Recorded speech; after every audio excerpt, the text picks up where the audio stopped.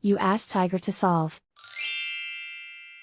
This deals with linear equations with one unknown. The final result is a equals -10. Let's solve it step by step. Group all constants on the right side of the equation. Subtract 33 from both sides. Group like terms. Simplify the arithmetic.